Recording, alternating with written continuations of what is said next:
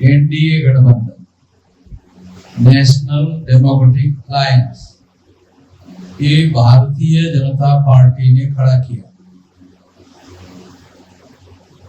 Bharatiya Janata party RSS के द्वारा स्थापित की हुई पार्टी। आरएसएस की स्थापना ब्राह्मणों के द्वारा की गई। ब्राह्मणों की संख्या देश में 3.5% है। 3.5% वोटों के आधार पर ग्राम पंचायत में पंच भी नहीं चुनवाया जा सकता। सरपंच बनाने का सवाल ही नहीं है।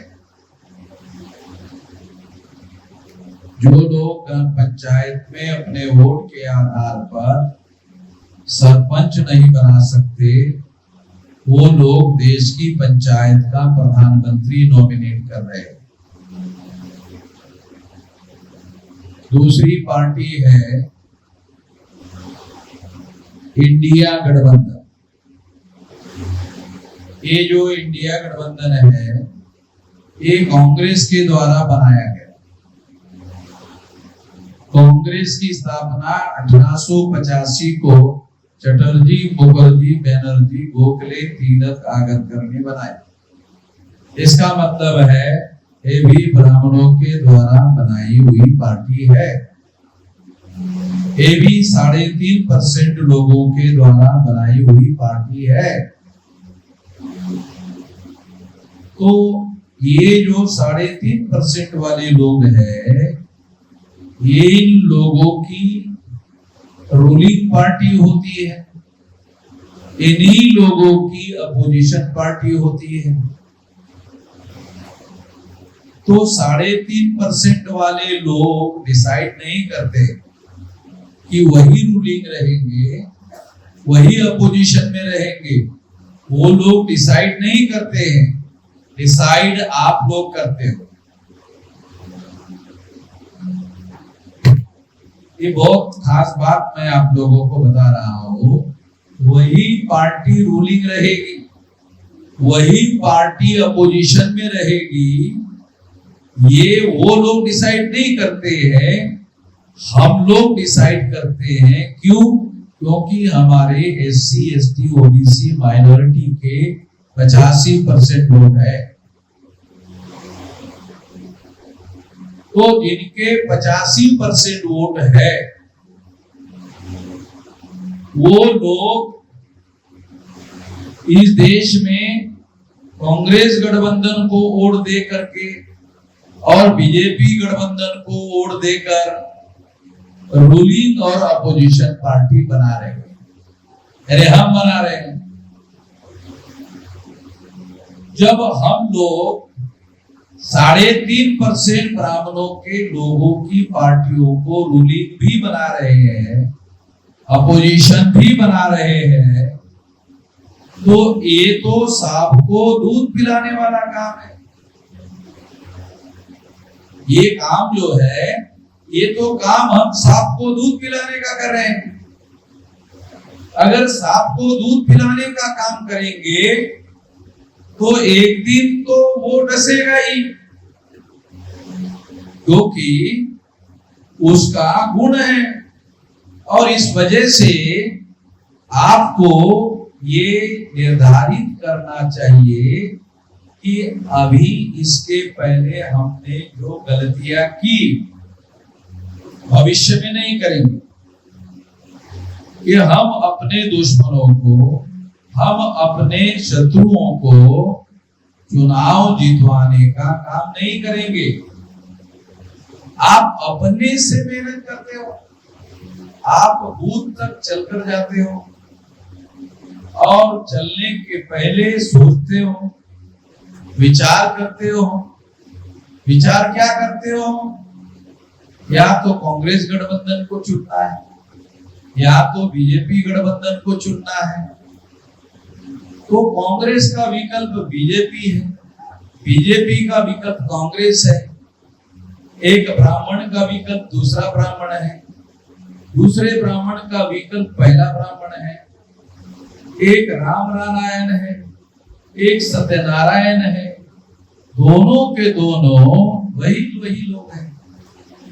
उन्हीं लोगों को पिछले 75 साल से हम लोग चुनकर ला रहे हैं और चुनकर ला रहे हैं, और इसके चुनने के बाद हम लोग हर बार ठगे जा रहे हैं।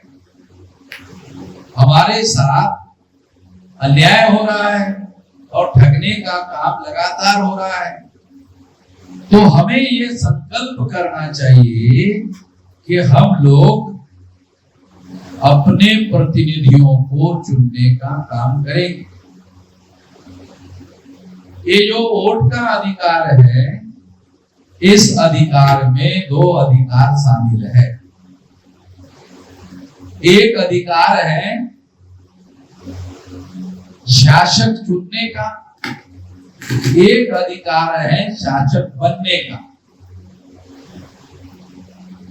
तो हमारे लोगों ने 84 तक शासक चुनने का काम किया, दूसरों से शासक चुनते रहे। तो 84 में मान्यवर काशीराम जी ने बहुजन समाज पार्टी बनाई और बहुजन समाज पार्टी के लोगों को बनाने के बाद उन्होंने कहा कि हम शासक चुनने का काम नहीं करेंगे, इसके लिए हमने ये पार्टी नहीं बनाई। हम बहुजन समाज पार्टी के द्वारा शासक बनने का काम करेंगे। ये बात करने के लिए 84 में कांचीराम जी ने बहुजन समाज पार्टी बनाई थी और इसके द्वारा 4 बार कांचीराम जी ने उनको मुख्यमंत्री बनाया उत्तर प्रदेश का। उसके पहले हम ऐसा सोचते थे कि हम कभी शासक नहीं बन सकते। हमारे लोग ऐसा सोचते थे कि हमारा काम तो वोट देने का काम, शासक चुनने का काम है, दूसरों को चुनने का काम है, शासक बनना हमारे बस की बात नहीं है। मगर काशीराम जी ने मायावती को 4 बार शासक बनाया, मुख्यमंत्री बनाया और मुख्यमंत्री बनाकर ये सिद्ध कर दिया कि हम भी शासक बन सकते हैं और शासन कर सकते हैं और ये काम करके दिखाए। एक तो ये बात रही। दूसरी, कांशीराम जी ने, आपको याद होगा कि जब तक वो जीवित रहे तब तक मीडिया वाले उनको प्रधानमंत्री पद का कैंडिडेट मानते रहे।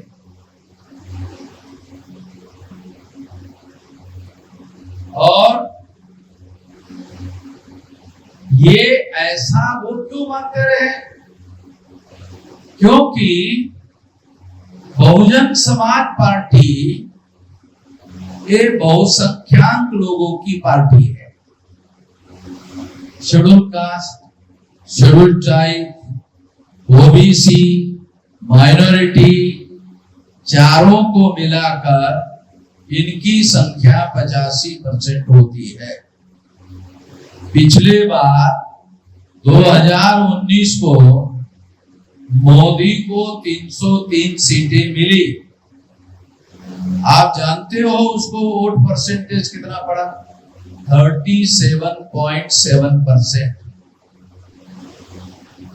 ये तो जो हमारे लोग हैं 85% लोग हैं, उसमें से 37.7% वोट से नरेंद्र मोदी प्रधानमंत्री बना।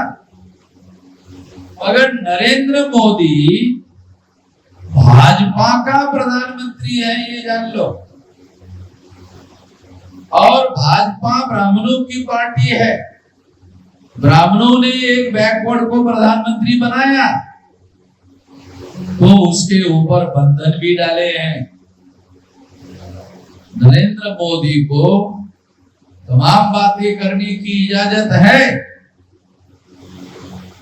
नरेंद्र मोदी को पूछो कि देश में कुत्ते कितने हैं, तो वो आपको कहेगा भारत सरकार के पास आंकड़े हैं कुत्ते कितने हैं।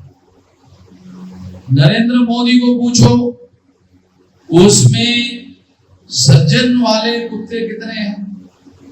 आप लोगों ने भी पहली बार सुना होगा, चले सज्जन कुत्ता क्या होता है। देखो, एक तो भौंकने वाला कुत्ता होता है, एक काटने वाला कुत्ता होता है। तो भौंकने वाला कुत्ता, काटने वाला कुत्ता, उसको कोई सज्जन वाला नहीं कहते। जब आप किसी के घर में जाते हो तो घर का कुत्ता जो है वो आता है और आपके पास आकर आपको चाटना शुरू करता है। आप भी उसके सर पे ऊपर से हाथ घुमाते हो तो वो जो है वो कुत्ता सज्जन कुत्ता माना जाता है।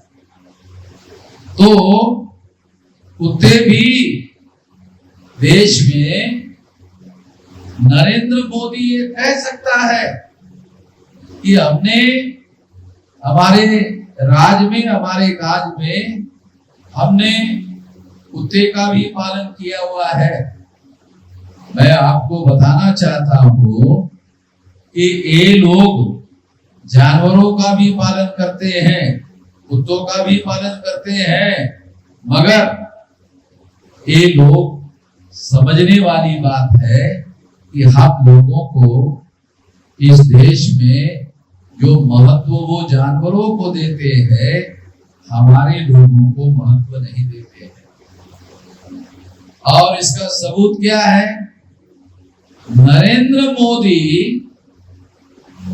कुत्तों की गिनती कर लेता है, जानवरों की गिनती कर लेता है, मगर ओबीसी की संख्या कितनी है उसके पास उसके आंकड़े नहीं।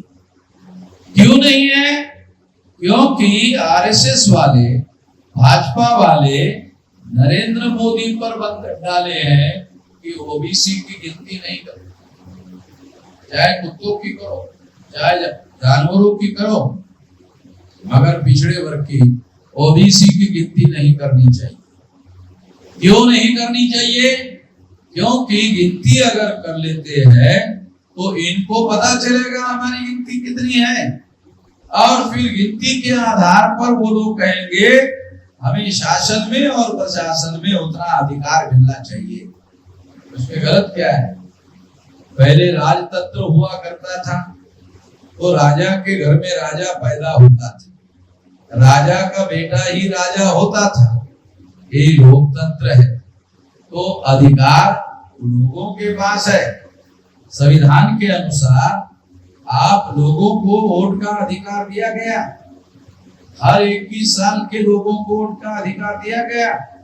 ये लड़ाई बाबा साहब अम्बेडकर ने अंग्रेजों से लड़ी। 1932 को जब अंग्रेजों ने वोट देने के लिए शर्तें रखी कि जिसके पास प्रॉपर्टी होगी उसको वोट का अधिकार दिया जाएगा, जो टैक्स पे करता है उसको वोट का अधिकार दिया जाएगा, जिसके पास संपत्ति होगी उसको वोट का अधिकार दिया जाएगा, जो पढ़ा लिखा होगा उसको वोट का अधिकार दिया जाएगा। बाबा साहब अम्बेडकर ने अंग्रेजों को कहा अगर संपत्ति वाले को, पढ़े लिखे लोगों को वोट का अधिकार आप देते हो तो फिर तो हमारे लोगों को वोट नहीं मिलेगा, वोट का अधिकार नहीं मिलेगा, तो हमारे लोगों को भी वोट का अधिकार होना चाहिए। अंग्रेजों ने बाबा साहब अम्बेडकर को पूछा प्रॉपर्टी के आधार पर वोट ना दे, पढ़ाई लिखाई के आधार पर वोट ना दे, तो फिर क्या आधार है? हमें तो नहीं समझ में आ रहा है कि इसके अलावा भी कोई आधार हो सकता है। इसके अलावा भी कोई आधार हो सकता है वोट देने का। अगर आपको पता है, अंग्रेजों ने कहा आपको पता है आप बताइए। तो बाबा साहब अम्बेडकर ने अंग्रेजों को कहा कि हमारे देश में 20 साल के लड़के की शादी होती है और 21वें साल में वो बच्चे का बाप होता है। जो नौजवान लड़का बच्चे का बाप होता है, क्या उसको वोट का भी अधिकार नहीं होना चाहिए? जो बच्चे का बाप, जो आदमी बच्चा पैदा करने लायक हो गया, उसको वोट का भी अधिकार नहीं है। साथियों, इस तरह से 21 साल के वोट के उम्र के आधार पर वोट के अधिकार की चर्चा बाबा साहब अम्बेडकर ने अंग्रेजों के साथ में की, और जब उनको संविधान लिखने का मौका मिला तो उन्होंने संविधान में हर 21 साल के व्यक्ति को वोट का अधिकार दिया। वो प्रॉपर्टी रखने वाला हो, वो प्रॉपर्टी ना रखने वाला हो, जिसके पास झोपड़ा हो, जिसके पास झोपड़ा ना हो, तो ऐसे तमाम लोगों को वोट का अधिकार होना चाहिए। अभी ये वोट का अधिकार 21 साल का तो छोड़ो, अभी तो 18 साल वालों को मिलना शुरू हो गया है। तो इस तरह से ये जो वोट का अधिकार है, इसमें 2 अधिकार शामिल है, एक शासक चुनने का, एक शासक बनने का। तो हमें वोट के अधिकार का उपयोग शासक चुनने के लिए नहीं करना चाहिए, शासक बनने के लिए करना चाहिए। हम क्या करते हैं? शासक चुनने के लिए करते हैं और दूसरों को चुनते रहते हैं। दूसरों को क्यों चुनते हैं? क्योंकि हमने मन से मान लिया कि शासक बनना हमारा काम नहीं है। हमारा काम तो मजदूरी करना है, हमारा काम शासन करना थोड़ी है। मगर हर 21 साल के व्यक्ति को और 18 साल के व्यक्ति को जब वोट का अधिकार दिया गया, तो इसका मतलब है देश की शासन सत्ता कौन शासन करेगा, ये चुनने का अधिकार आपको मिल गया। इसका मतलब है कि आप दूसरों को भी चुन सकते हैं, आप अपने आप को भी राजा बना सकते हैं। लोकतंत्र में वोट के आधार पर राजा बनता है, ये अधिकार आपको बहाल किया गया है। इसलिए इस अधिकार का चुनाव में अपने लोगों को राजा बनाने के लिए उपयोग करना चाहिए। हम दूसरों लोगों को चुनते रहते हैं। दूसरे को किसको चुनते हैं? जो हजारों सालों से जिन्होंने वर्ण व्यवस्था बनाई, हमें शूद्र बनाया। हजारों सालों से जिन्होंने जाति व्यवस्था बनाई, हमें अछूत बनाया, हमें जंगल में रहने के लिए मजबूर किया। ऐसे लोगों को जिन्होंने हमें और हमारे साथ दुश्मनी करने का काम किया, हजारों सालों तक काम किया, हम उन लोगों को वोट देते हैं। ये तो कोई समझदारी की बात नहीं है। तो इसलिए हमें ये वोट का अधिकार, शासक बनने का भी अधिकार है, इसका उपयोग और प्रयोग करने का काम आपको करना चाहिए। मैं बहुत ज्यादा लंबी बात ना कहते हुए मैं इतना ही कहना चाहता हूं कि आपको अपने प्रतिनिधियों को चुनते वक्त आपको निश्चित रूप से जो शासक वर्ग के लोग हैं वो नहीं, बल्कि जो अपने लोग हैं उन लोगों को चुनने का काम करना चाहिए। इसके लिए बहुजन मुक्ति पार्टी बनाई गई। ये बहुजन मुक्ति पार्टी आपकी अपनी पार्टी है, दूसरों को वोट देने की अब जरूरत नहीं है। अब आपके पास विकल्प है। कांग्रेस एक विकल्प था, बीजेपी एक विकल्प था, आपके पास कोई विकल्प नहीं था। अब बहुजन मुक्ति पार्टी विकल्प है। तो ये जो विकल्प है, इसको चुनकर लाने का काम आप लोग करेंगे। इस आशा और विश्वास के साथ आपने भी बात ध्यान से सुनी, इसके लिए आभार, धन्यवाद।